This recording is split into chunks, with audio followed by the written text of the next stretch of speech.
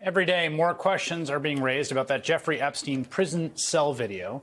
The Department of Justice and the FBI released with great fanfare. Look how transparent we're being. They described it as the full raw surveillance video from the camera near the child sex trafficker's prison cell the night before he was found dead. It was their so-called, look, here's the video. Right away, people noticed at least a minute was missing. Now, the explanation Attorney General Pam Bondi gave didn't make that much sense. It was something about a tech glitch. And the confusion's gone on for the last 3 weeks. Now there's new reporting. The FBI actually has in its possession a copy of the video with the missing footage. So what exactly is going on? Will Summers, a senior reporter for The Bulwark, who has been closely covering this story, and he joins me now. So I want to just start on the missing minute, okay? People noticed the missing minute, I think, in the time codes and in the metadata. And I want to play Pam Bondi's explanation of the missing minute, which I just want to start off in saying my inclination is not to think that, like, they edited the video and that he was murdered in his prison cell. I think he probably did kill himself. I'm trying to be, like, rational about all this, but they're being weird. So here's Pam Bondi. Take a listen. The video was not conclusive, but the evidence prior to it was showing he committed suicide. And what was on that, there was a minute that was off the counter. And what we learned from Bureau of Prisons was every night, they redo that video. It's old, from like 1999. So every night the video is reset, and every night should have the same minute missing. So we're looking for that video. Okay, so Will, now CBS reports there's a version of the full video. So was she lying about that? Like, what's going on? It's really hard to know. I mean, I think, like with so much of this Epstein situation, there are all these unanswered questions, and the government, in its attempts to close the case, keeps creating more questions. On one hand, perhaps, we were promised here the full and raw footage were their words. And now they're saying, initially, as you said, she said, there's 1 minute missing, which we, by the way, forgot to mention initially. And now it's reported that there is a minute, and there's all these the metadata suggests that there's, in fact, maybe 3 minutes that were missing, or maybe the tape was weirdly sped up. So there are all these issues that the government really seems to be in no rush to answer. There also is the point that Julie K. Brown made, which is that, at one point in the video, you see him walking in, right, through those doors, but that essentially there's another avenue to reach the cell. So it's not even of the cell. It's of, like, the entrance to a block that the cell is in, and there's another way to get to the cell. So, like, at some level, it's not even clear what this shows. It doesn't really prove anything. I mean, the CBS analysis really goes into it. And as you said, Julie K. Brown, who's followed this case so closely, has said the same thing, that this doesn't, the government presented this as sort of case closed, that if you watch this video, you'll see that no one came in. But in fact, people could go in another way. And through the analysis of the video, CBS showed that people are able to access the block without being on the video, or they're able to access it without guards. So all of these things the government is saying, on one hand, maybe their analysis of the video was just really botched and rushed, and that creates its own issue, or combining that with the weird way other things in this case have been handled, with the president telling everyone to move on, get over it, insulting people over it. You wonder, is there something else going on here that's more sinister? I mean, again, the conclusion both times, right, back in Trump 1, which, again, this all happened during Trump 1. Just want to be clear. I know that everyone in MAGA world wants to talk about how, like, the Clintons somehow are responsible for what happened to Jeffrey Epstein, but it was Donald Trump's Justice Department with William Barr overseeing that facility. It was that was who was in charge of custody at that point. The conclusion then was that he killed himself. The conclusion of the Department of Justice said, in their memo, we've labored to provide the public with maximum information regarding Epstein.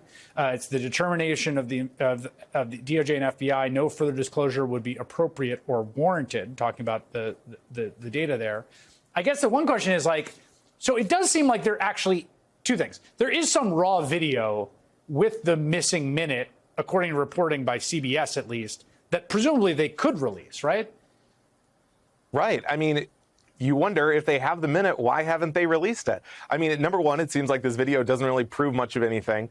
But if there is there's a minute that's missing, we go back to the Watergate tapes, the missing 18 and a half minutes. you know, this is something that if you take it out, and the administration has put so much on these tapes, they've said, this is why we are closing the case in large part. You can see Epstein killed himself. Well, if there's a missing minute, you know, that there's a lot riding on that. And why wouldn't they release it? It makes you wonder what's in it. The other thing here is that Bondi has now done this twice, right? Remember, she did the big like binder day where all these right-wing influencers were invited to the White House to get VIP treatment and be given these binders. They came out triumphantly out of the press briefing room, like waving around, and then they like leave through it and they're like, oh, these are PDFs that have been on the internet for 10 years. And this seems like another one of those where it's like, here, the special raw uncut video from inside. And then it's like, no, that's actually, it's just like the binder all over again. Well, and just like when she said the client list was on her desk. I mean, so this is a repeat thing where she's making these big promises. She's saying, you know, it's case closed, it's over, or we have this evidence. And then suddenly when you say, you know, I mean, kind of the slightest bit of examination, it didn't take people long to notice that on this tape there was a missing minute that she never brought up. Look, if there's a legitimate reason for the missing minute, apparently there isn't if it exists anyway. But at the time, why didn't they bring that up initially? Why did they wait for someone to find out about it?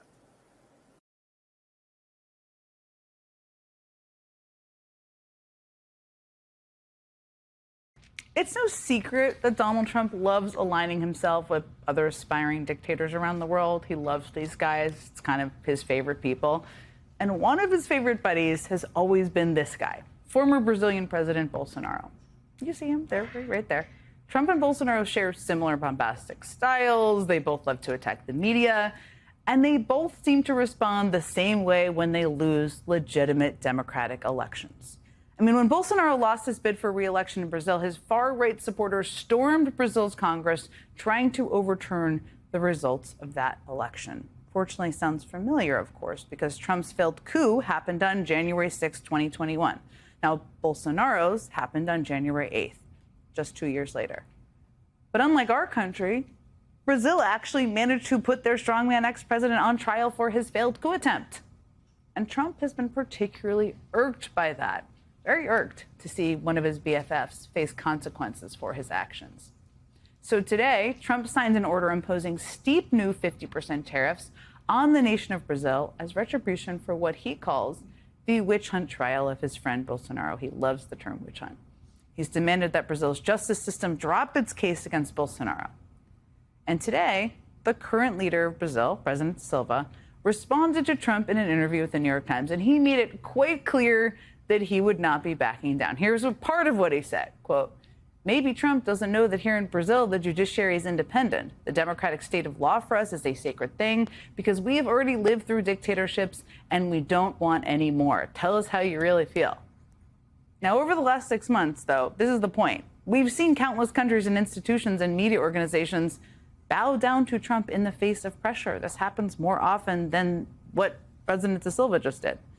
And that has been frustrating, maddening, disheartening, all of the things to watch. But more and more, we're also seeing people realize what Brazil's president has long seemed to understand. Donald Trump is kind of a paper tiger. He's not as powerful as he thinks he is. And we're even starting to see some members of Trump's own party come around to this reality.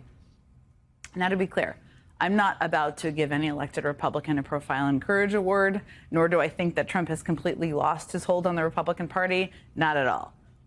I mean, just yesterday, Senate Republicans voted to give Trump's former personal attorney, that guy, Emil Bovee, a lifetime appointment to the federal bench. But for a long time, Republicans in Congress have operated under the assumption that they would pay a big political price for opposing Trump on anything, any tiny thing at all. Oppose Trump and his voters will oppose you. That's been the logic. But now it seems like some Republicans are starting to think that the wrath they will face for opposing Trump really isn't that bad. Or maybe, and this is part of their calculation, it's just not as bad as supporting or opposing the thing he wants them to support or oppose. Consider what happened today in the United States Senate. Right now, Democrats are pushing to ban federal elected officials from buying and trading stocks while in office. It's exactly the kind of anti-corruption legislation that Trump and his allies really hate for all of the reasons you know. And we're going to talk with Senator Elizabeth Warren about this effort later this hour. She's been a big advocate about this for a long time. Now, Trump allies like Florida Senator Rick Scott, though, have worked hard to kill the legislation. He's not even the only one. But today, in a committee meeting on this measure, Republican Senator Josh Hawley made clear that maybe it wasn't in his interest to just go along entirely with what the Trump team wanted this time. When I got elected, I sold all of my trusts and assets. I don't have a blind trust. I practice what I preach. I don't have individual stocks. I don't trade in stocks. I'm not a billionaire, unlike others on this committee. You made a reference to billionaires, okay? I don't know when in this country it became a negative to make money. But somehow, if you've made monies, you're supposedly, I think Senator Hawley suggests, you shouldn't be serving. Anybody want to be poor? I don't. This is an attack against the president, attack against the vice president. That's what this is. I mean, did you notice the body language in there? Very chilly in there among those Republican senators. I would just note here, because it's worth knowing, and you may already know this, Senator Rick Scott is one of the richest members of Congress, in part after making an absolute fortune as the CEO of a healthcare company that was accused of defrauding Medicare and fined over $1 billion. What was at the time the largest healthcare fraud settlement in U.S. history. That's that guy. That might help explain why he's so adamantly against this anti-corruption bill. Just might help explain it. But all of Rick Scott's protestations and invocations of the president did not work to sway his colleague. At the end of the meeting, Senator Hawley voted with Democrats to advance that ban on stock trading. And I'm not saying any of this to praise Senator Hawley, Lord knows, believe me, but it's very clear that on this issue, he's making a calculation that it's in his interest to distance himself from the corrupt billionaires in his party instead of going along with them. Now, shortly after that, Donald Trump responded to Josh Hawley's apostasy exactly how you would expect. He wrote an angry post on his social media site saying, quote, "I don't think real Republicans want to see their president, who has had unprecedented success, targeted because of the whims of a second-tier senator named Josh Hawley, exclamation point, of course." Now, this post, I will admit, I'm not a big defender of Josh Hawley. It did weaken his spine quite a bit. When he was asked about it, he basically bent himself into a pretzel, saying he had not spoken with Trump and he was willing to make changes to the bill in order to gain Trump's support. So there's that. But the point is this, at least for now, he still voted with Democrats in favor of this bill. And it's not like Trump's online bullying campaign is particularly well thought out at all. I mean, in fact, his social media temper tantrums have become so erratic that even the senators who do go along with the agenda are still waking up to all-caps screeds from the leader of their party. I mean, take poor Senator Chuck Grassley. He learned that lesson the hard way this morning. For years, he has been cultivating a reputation as a senator who really cares about whistleblowers, which is becoming kind of awkward for him. We talked about this last night, but last night he ignored not one, not two, but 3 credible whistleblowers in order to jam through the nomination of Trump's former personal attorney for a lifetime position as a federal appeals judge. Now, today, and I love this detail, also happens to be National Whistleblower Day. Of course it is. And when Senator Grassley, after ignoring the whistleblowers last night, decided it was wise to try to mark the occasion of National Whistleblower Day with a tweet, he was immediately met, of course he was, with a barrage of criticism calling out his hypocrisy. But here's the thing. Chuck Grassley throwing away his reputation as a defender of whistleblowers wasn't enough to make Trump happy. And by this morning, Trump was already attacking Grassley for not supporting him on yet another issue before the Senate. The lesson here is that no amount of fealty will ever be enough for Trump. No amount. At some point, it is in the Republicans' best interest to just ignore him and listen to their voters. That basic political truth has eluded them for years and is still eluding most of them, but some of them are starting to reckon with it. And the issue that seems to have brought them to this point is, of all things, Jeffrey Epstein. I mean, for weeks, Republicans have been caught between Trump's desire to make the Epstein story go away and their own voters demanding that more information be brought to light. It was just last week that 3 diehard MAGA Republicans broke with Trump and voted to subpoena the Epstein files. Right now, the Trump-loyal chair of the House Oversight Committee still has not signed that subpoena and will not say why. But the momentum around this issue is not slowing down. Today, Senate Minority Leader Chuck Schumer announced that he would be invoking an obscure Senate rule to try and force the Justice Department to release the Epstein files. Today, Senate Democrats took action. We're invoking federal law and using our authority as a check on the executive to compel transparency. It's not a stunt. It's not symbolic. It's a formal exercise of congressional power under federal law. And we expect an answer from DOJ by August the 15th. Now, it's not entirely clear. We don't know what will happen, that this latest tactic will be the thing that finally forces the release of the Epstein files to the public.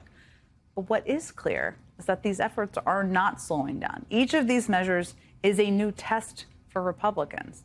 They may not be on the verge of abandoning their president. Most of them will probably never even criticize him publicly. But some of them are starting to test what it means to defy him, to take votes that he doesn't like, demand documents he doesn't want them to have. And whether they realize it or not, that nascent defiance is showing just how much of a paper tiger Trump really is. Cracks appear to be emerging among the right in what has historically been unwavering support for Israel. On Monday, MAGA stronghold Representative Marjorie Taylor Greene ramping up her criticism, becoming the first congressional Republican to call Israel's actions in Gaza a, quote, genocide. And she's not alone. Earlier this month, conservative influencers like Theo Vaughn and Joe Rogan criticizing Israel's war against Hamas amid Gaza's hunger crisis. Here's Theo Vaughn speaking to TMZ. Why we're being supportive of the genocide in Gaza, like why are we helping with that? Like I think it's making a lot of people feel really scared. And then why wouldn't we come to the rescue of the people over there? And now Steve Bannon tells Politico that, quote, Netanyahu's attempt to save himself politically by dragging America deeper into another Middle East war has turned off a large swath of older MAGA diehards. Joining us now, staff writer for The Atlantic, Yair Rosenberg, Semaphore White House correspondent Shelby Talcott, and Peter Baker is still with us. Peter, we'll start with you. Given Trump's apparent break with Netanyahu this week, are you seeing this a sign that the White House may be adjusting its approach or its tactic here, or are we just seeing Trump reacting to optics?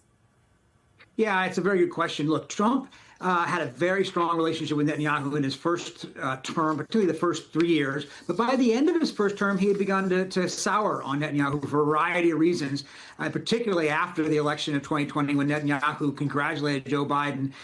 Trump was very angry about that and has never fully forgiven Netanyahu. So while he's been supportive in his second term, it's not the blank check that he gave in the first term. He has been much more willing to question Netanyahu's approach than he had been last time. That doesn't mean it's a full break. It's different, obviously, than it was, say, with Joe Biden, who grew very frustrated by Netanyahu by the end of his presidency. But you see Trump basically looking at what he sees. These pictures that you're showing, they're having an effect on him. He's looking at these pictures, and as he told reporters in Scotland, he feels like this is clearly a sign of great hunger in Gaza. These pictures can't be faked, as he said, and he's expressed frustration. Now, what does that mean? What will he do about it? Not really clear. He has a lot of options if he chooses to use them. So far, he hasn't. But sometimes with Trump, even just rhetorical change in tone has an impact on American allies who are looking to stay in his good graces. Okay, so Shelby, the MAGA backlash is going, far beyond the podcast sphere or the online chatter. A new Gallup poll revealing 6 in 10 Americans disapprove of Israel's military actions in the Gaza Strip, though 71% of Republicans in the same poll voiced support for this and for Israel's war. But key Republicans are now expressing their concern as well. Here's Senator Tillis. I'm going to read a quote for you, I guess. The Hill, this is from The Hill. Sorry, let me take this. Okay, this Gaza situation could, quote, be a political problem for Trump. And now, sorry about that, guys. Now we are learning Steve Witkoff will make his way to Israel. This is the latest news that's coming out. He's going to make his way to Israel, have meetings there. What could those meetings, Shelby, look like?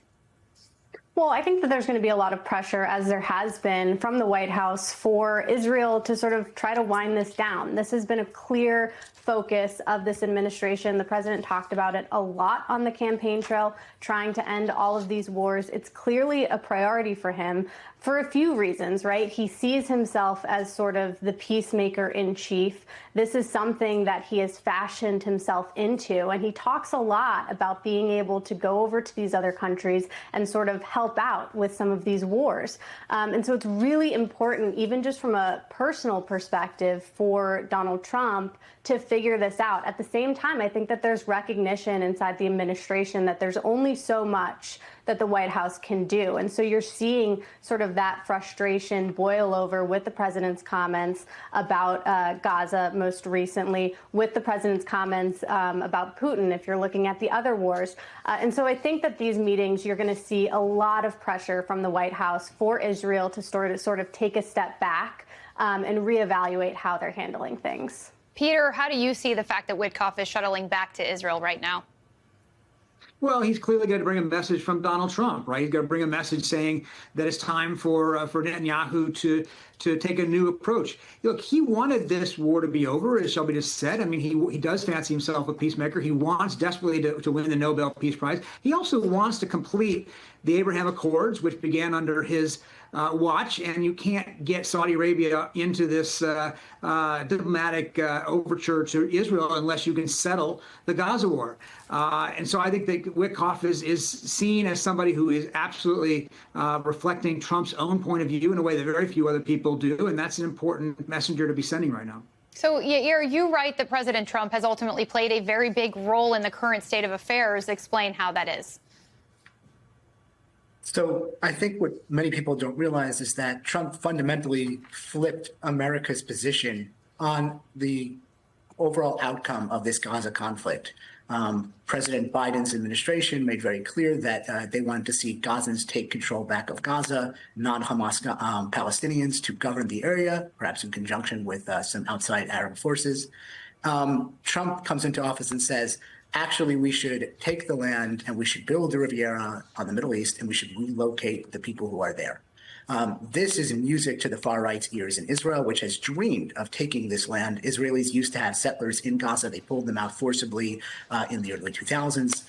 These people have always wanted to go back. These people are disproportionately powerful and represented in Netanyahu's government. And they hear Trump say this, and they are galvanized, and they start putting plans on the table to take over parts of Gaza, to push the people out of Gaza, to ethnically cleanse Gaza. And what was restraining that before, again, was an American administration in conjunction with the international community saying, no, you're not going to do that. We're not going to let other countries, we're not going to have other countries take the Gazans. And then Trump comes along and says the opposite. And that totally changes the trajectory of, in some sense, of the war and what possibilities are on the table. And if Trump wants to reverse what's going on here, it's not simply about addressing starvation and hunger. It is about addressing this end state and the way that he perhaps carelessly or unintentionally flipped what options are there. And if he doesn't do that, the Israeli far right, which holds the balance of power in Netanyahu's coalition and decides whether he stays prime minister, is going to continue pushing for this and is going to continue to keep the war going. Yair Rosenberg, Peter Baker, and Shelby Talcott, thank you all so much. Today, tsunami waves hit Hawaii and California after one of the strongest earthquakes ever recorded struck off the coast of Russia. And while the worst is now over, advisories are still in place with warnings that rapid swings in the tidal levels could create exceptionally dangerous conditions. At the same time, a different type of danger in the southeast as record-breaking oppressive heat continues. For areas like the Northeast, today is expected to be the biggest drain on the power grid. Heat so intense, it prompted hours of delays on the New York City subway. Plus, 15 million people today are under flood watches. Scenes of catastrophic flooding haunt Texas just 3 weeks after punishing floods took more than 130 lives. This is what one woman there told my colleague, Morgan Chesky. The people next door lost 4 souls. Right next door. Your neighbors? Yes, and they were visiting. And we didn't even know they were there. They're still looking for one of them. Searching, searching, searching. The reality of these repeated and supercharged climate disasters come as the Trump administration is moving to overturn the legal opinion that serves as the basis for virtually all regulations to curb climate change. Joining me now, Michael Mann, the Presidential Distinguished Professor and Director of the Penn Center for Science, Sustainability, and the Media. His new book, Science Under Siege, is out in September. Welcome back, Michael. What exactly is the Trump administration trying to take away here? Thanks, Chris. It's good to be with you. And well, what they're trying to take away from us essentially is the right to a livable planet. And it's ironic at a time when they're trying to eliminate the endangerment finding, which was this monumental finding by the Supreme Court that climate change represents a danger to human health, not just the health of human beings, but in fact, the health of our planet. And so this has been the law for the better part of 2 decades now. And at a time when, as you already alluded to here, we're seeing mortality tied to extreme weather events, floods, heat waves, wildfires that have been made worse by climate change. So there is a direct linkage between climate change and human life, and of course, human health as well. It's clear that we are endangered by the continued warming of the planet from the continued burning of fossil fuels. And that's what this administration now is essentially trying to deny with this new development. So the question becomes why, and the EPA Administrator Lee Zeldin talked about why it's being rolled back. Listen. We want to be good stewards of the environment. There are people who then, in the name of climate change, are willing to bankrupt the country. They created this endangerment finding, and then they're able to put all these regulations on vehicles, on airplanes, on stationary sources to basically regulate out of existence, in many cases, a lot of forms of segments of our economy. And it costs Americans a lot of money. So the administration says this is a money problem. Is it? It was ironic, and it's convenient for Lee Zeldin to say that, given that he comes out of the fossil fuel industry. So arguably, there's a bit of a conflict of interest when it comes to policies that impact the fossil fuel industry.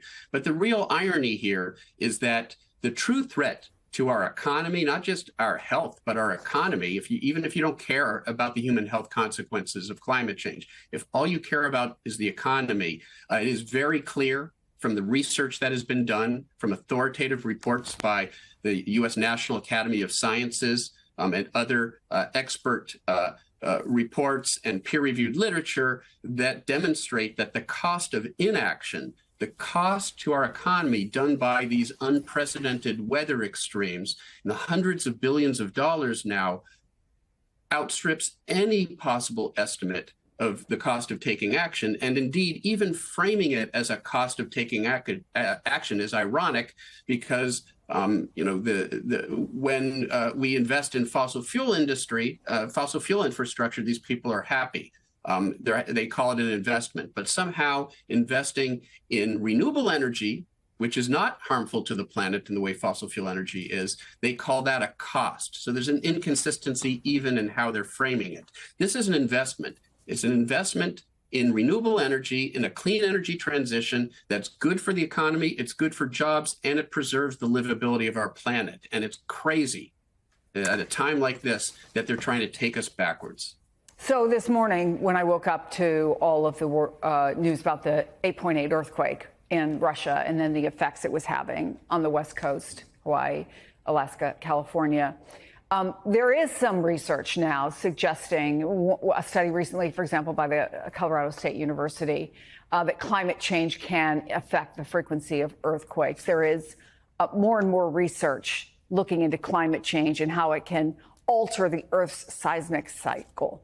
And we've already seen, and experts like you have come on this program and talked about how this frequency of these events related to climate change are increasing faster than a lot of people thought. They're getting worse more quickly than a lot of people thought. What would it mean if then you take away the protections? What would it mean for the frequency of these kinds of catastrophic, potentially catastrophic events? Yeah, well, with these geophysical events, that's a pretty tentative linkage. And so there really isn't a scientific consensus that climate change is making earthquakes, for example, worse. But it is clearly making all of these other devastating disasters, heat waves, wildfires, floods, superstorms that are costing us, again, in the tens to hundreds of billions of dollars a year now.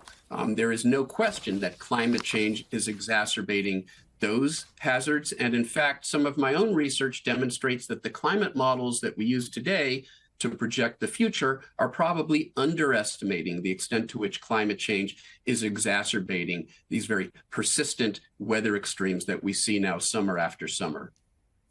Michael Mann, your expertise is always invaluable on days like this. Thank you so much. And I have a feeling you're going to have to update the book on an ongoing basis, but we look forward to seeing it when it comes out next month. Thank you. Thank you. Welcome back. 6 months into a rocky tenure, Defense Secretary Pete Hegseth is reportedly thinking about a career change. According to two people who have spoken directly with him, Hegseth has privately discussed the idea of running for political office next year in Tennessee. The discussion centered on what it would take for Hegseth to run, with one person saying they discussed the eligibility requirements for a run, while the other said they talked about the realities of a campaign. Now, in a statement, the Pentagon's chief spokesman pushed back, calling the story fake and saying Hegseth's focus remains solely on serving under President Trump. Joining us now, former Democratic Congressman and senior advisor with Vote Vets, Max Rose, and former Republican Congressman Charlie Dent of Pennsylvania. Congressman Dent, given all the drama of Hegseth's first 6 months in the current job, what do you make of this new reporting that he's thought about jumping out of the Pentagon into the political realm? Well, first, he's denied this, that he's running, but he is in a job that is expressly nonpartisan. And the fact that there's discussion about him running for office really suggests that he's behaving in a partisan manner. So this is not a story he wants out there. And frankly, I would have to think that the White House can't be too thrilled about this either, given all the drama, from Signalgate to his challenge with some of the promotions at the Pentagon, to losing a lot of his key staff. He's got all sorts of problems over there. And now that this story's out, I'm wondering if the White House was blindsided by this, just as they were blindsided by his decision to withhold funding to Ukraine, only to be overruled by the White House. So, or Congressman Dent, is this their off-ramp? Their way to get Hegseth out of the Pentagon? Absolutely. This is an exit ramp. This is a way for him to get out, too, if that's what, in fact, they want. But, of course, Pete Hegseth is out there denying that he's running. So it's pretty clear to me that there's some pressure on him to get out of that job. Congressman Rose, there's also this new reporting just this week in the New York Times on Hegseth about some recent clashes between him and his top generals, reportedly over internal promotions following suspicious leaks. As a veteran yourself, what is the danger if the defense secretary doesn't trust his generals? So the danger here is that the defense secretary is a massive distraction to the normal business of the Pentagon, which is to conduct war and keep America safe and support our allies overseas. Instead, though, this has turned it into a reality TV show with random leaks, turmoil, and infighting. And that is not positive to our national security. With respect to my friend Charlie, I disagree with virtually every single thing he just said, although I respect his wisdom. They need an off-ramp for the Secretary of Defense. Secretaries of Defense don't normally want to be senators. Senators want to be secretaries of defense. So they're going to him and they're saying, listen, you're going to run for office because this is not working out for you. You can't provide consistency, stability, or the leadership that the office requires. Well, stay tuned for Hegseth. I want to turn to some new upheaval in the Democratic Party. Take a look at this striking moment with New Jersey Senator Cory Booker. He was objecting to a passing of a bipartisan package of police funding bills when it turned into a big debate of his party's handling of Trump World. When the President of the United States of America violates the Constitution, trashes our norms and traditions, and what does the Democratic Party do? Comply? It's time for Democrats to have a backbone. It's time for us to fight. It's time for us to draw lines. And when it comes to the safety of my state being denied these grants, that's why I'm standing here. Don't question my integrity. Don't question my motives. I'm standing for Jersey. I am standing for my police officers. I'm standing for the Constitution, and I'm standing for what's right. He said, what does the Democratic Party do? Comply. He was angry at his own party. Congressman Rose, your reaction? So this is the emerging issue in the party right now, is to what degree do you actually resist the Trump administration every single step of the way? And to what degree do you show that you can be a governing body? What's fascinating about this is that normally that fight unfolds in the House. Here it's now unfighting in the Senate amongst a rising new generation of Democratic leaders. Now, I don't know if the best place to have that fight is in and around law enforcement funding, where traditionally Democrats have been, especially over the last decade, struggling to prove that we are on the side of law and order and public safety. But the overall point is absolutely correct. The American people and the Democratic primary voters will no longer reward just going along to get along with the Trump administration, because Trump is an existential threat to everything we hold dear, most especially the Constitution. Congressman Dent, what did you make of that moment? Well, this kind of reminds me, like Max said, a little bit of what would happen in the House in reverse. Let me explain. First, look what happens here. It's clear Cory Booker might have national ambitions.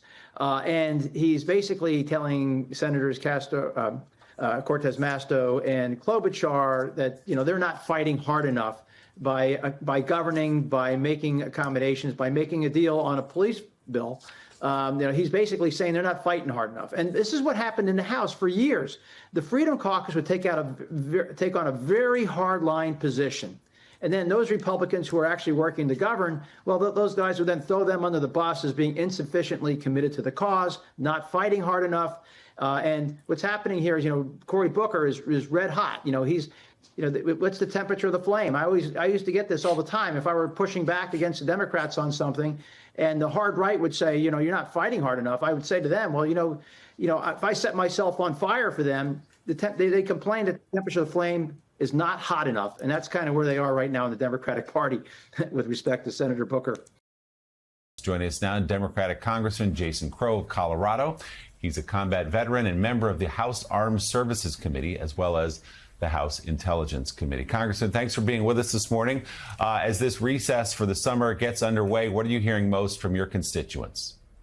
Well, my colleagues are absolutely right. Economics, the cost of housing, the fact that it is excruciatingly difficult to raise a family in America today, those are the things that remain our top priority. But that doesn't mean that we don't talk about rank corruption and rank hypocrisy, right? It's a false choice to say, do we talk about Epstein or do we talk about everyday kitchen table issues? We can do both, right? The focus should continue to be on the issues that Americans are struggling with, and it will be. But listen, Donald Trump clearly does not want to talk about this. He clearly wants to sweep this under the rug, which is telling. I mean, desperately, he's trying to get rid of this story, which says that, there's something that people should be concerned about. It seems to me, Congressman, this isn't a hard sell. I mean, you have a bill. Republicans voted to take away doctors from Americans that live in rural states, to take away pediatricians from children, to take out basic health care services, basic health care coverage, and also take food out of children's mouths. I mean, and you look at the polling, a lot of people say, oh, well, that food assistance, it's probably not very popular with middle America. Well, no, actually, Republicans are upside down on slashing food assistance for children, slashing food assistance for the most needy among us. And where's all that money going? For the cuts, shutting down rural hospitals, shutting down nursing homes, shutting down health care for Americans in red and blue state America?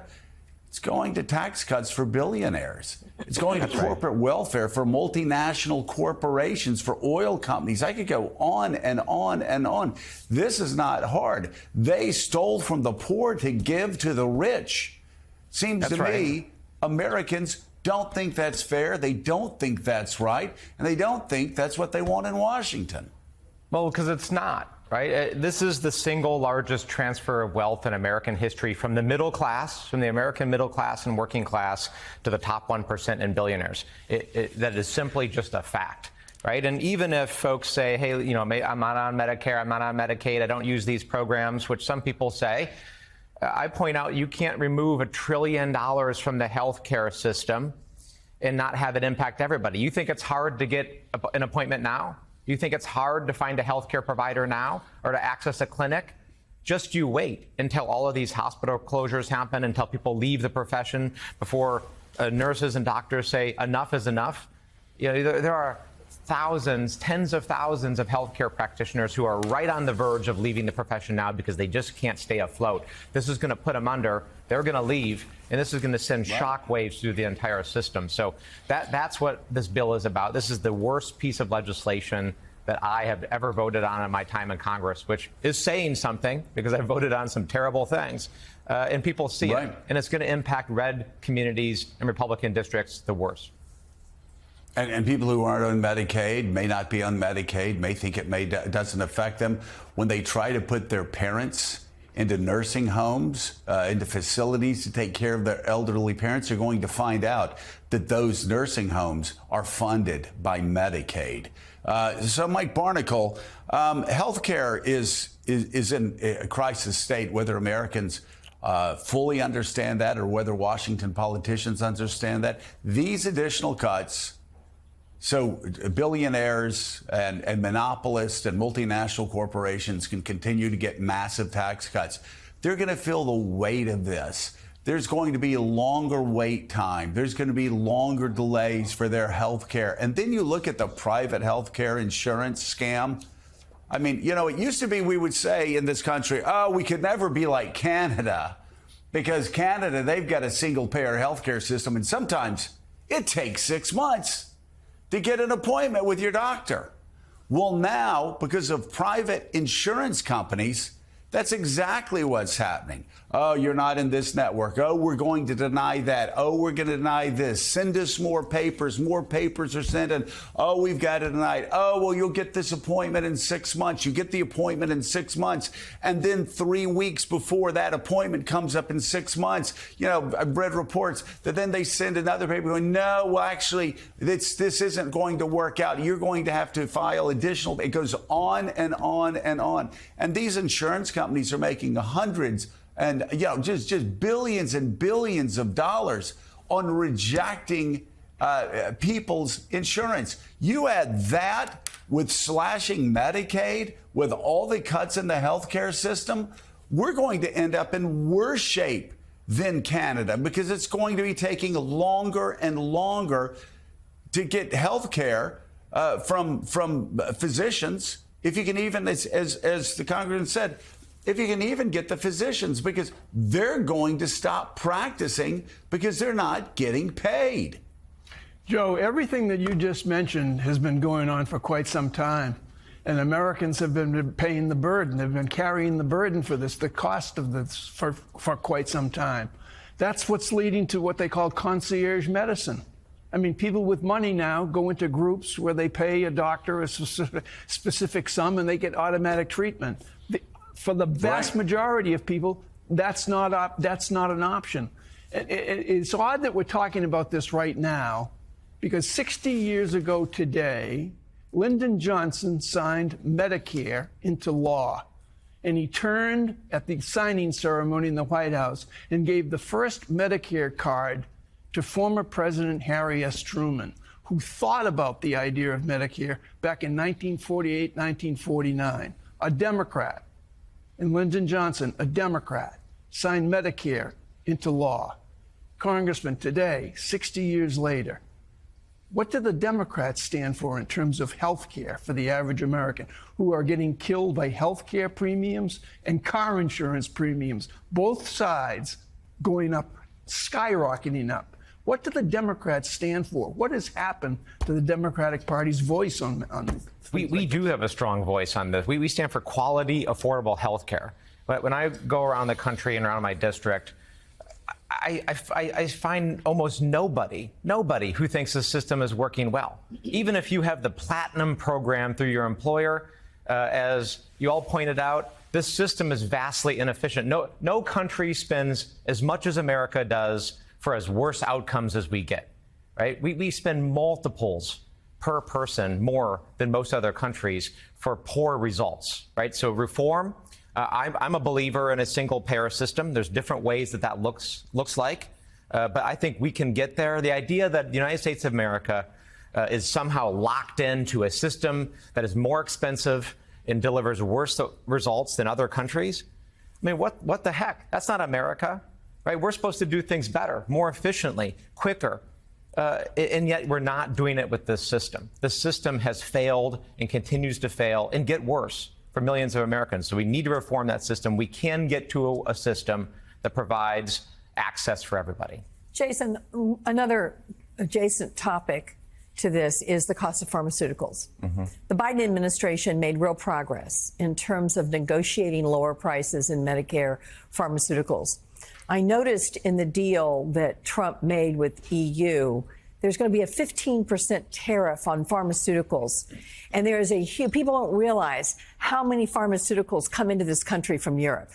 A huge number of drugs that are consumed in this country are actually manufactured in Europe.